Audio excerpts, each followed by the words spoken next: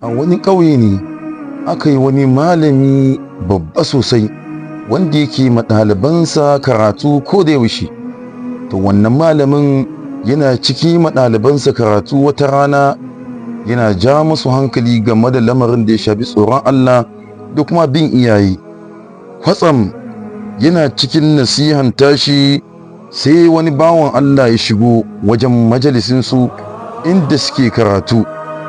Da ya shigo sai ya zauna yana sauraron malamin karatun da yake ma ɗalibansa. Kawai wannan baƙon sai ya kalli malamin, yana kallon malamin sai ya ɗaga hannu cewa malam na da tambaya. Malamin sai ce yi tambayanka.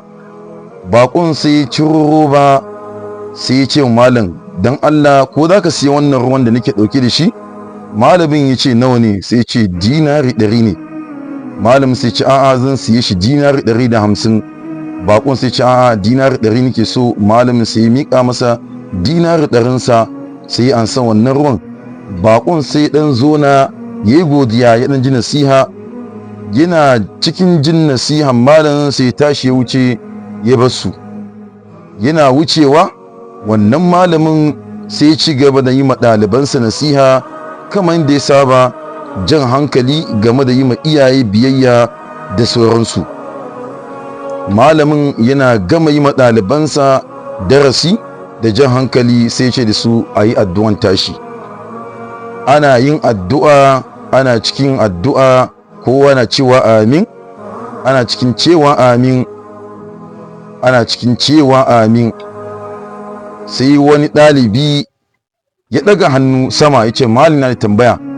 Sai ce malam, ɗazun baƙo ya shigo cikinmu ya fito da wannan ruwa ya tallata maka, alhalin kuma mun san kana da ruwa a gida, mu ma ɗin muna da ruwa wanda ko da kana bukata za mu kawo maka.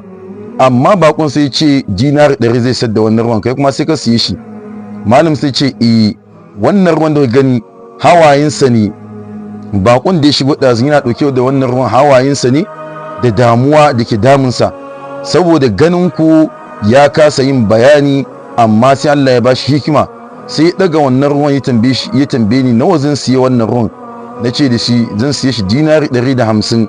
Shi kuma da yake damuwansa da bukatunsa dinari 100 ne, sai ya ce dinari 100 tak yake bukata. Don haka shine na ɗauki dinari 100 na miƙa mai a wannan ruwan da kuke gani a cikin wannan goran. Don haka wannan hawayensa ne da damuwansa. Ku fahimci wannan lamarin da kyau, kamar da ku gani wannan ruwan damuwansa ne da kuma bukatuwansa ne, ya kasa faɗin a cikin jama'a ne shi yasa. To don haka ku sani ba kowane mutum ya zo neman abu a wajen ku za ku kore shi ba, ko kuma za ku dinga tsawata masa. Wani zai iya bayyana damuwansa a cikin al'umma, wani kuma ba zai iya ba. To don haka a daina koran kowane mutum da ya zo neman abu a wajenka. Ya sa mu dace.